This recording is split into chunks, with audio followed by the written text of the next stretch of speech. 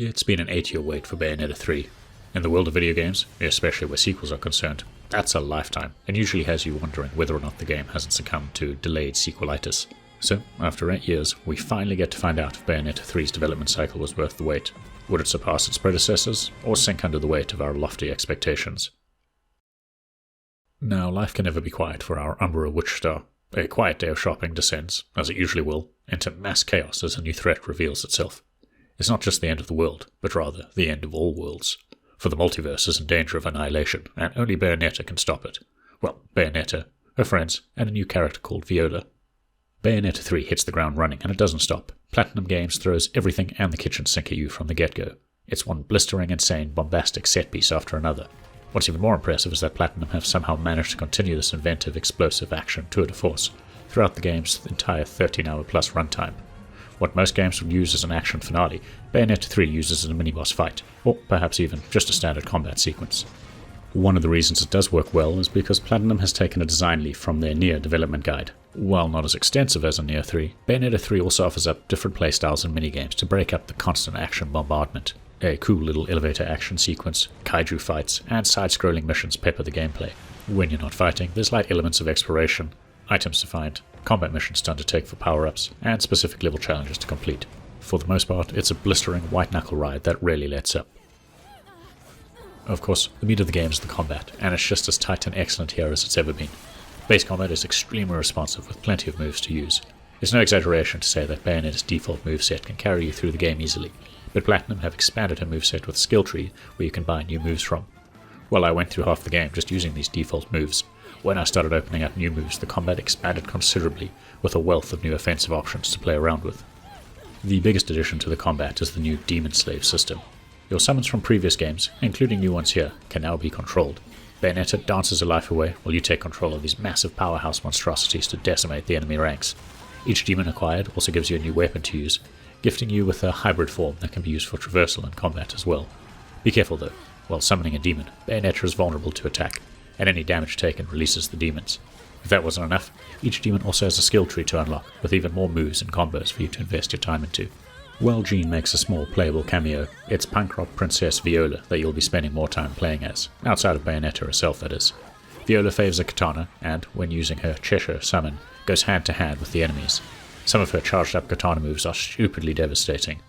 The biggest challenge to playing her though is that witch time is activated through a perfect parry, which is much harder to pull off than Bayonetta's perfect dodge. Traditionally, action is meant to serve the story, but here, the story serves the action. Bayonetta 3's story is easily the game's weakest aspect.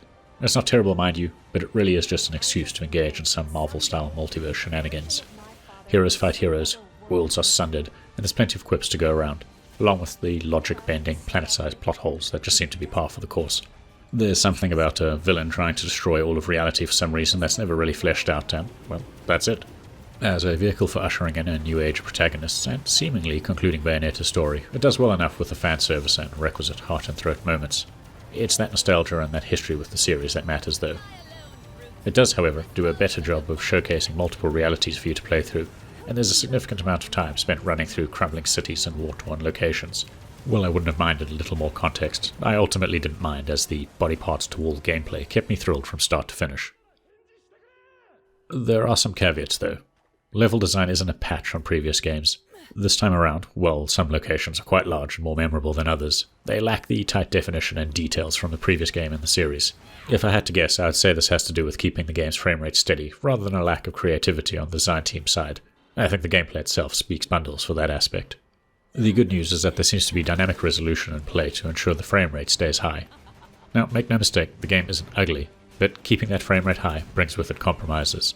Thankfully, I don't recall any moment where I suffered input lag or frame rate drops, which is essential in a title like this where quick reflexes are needed.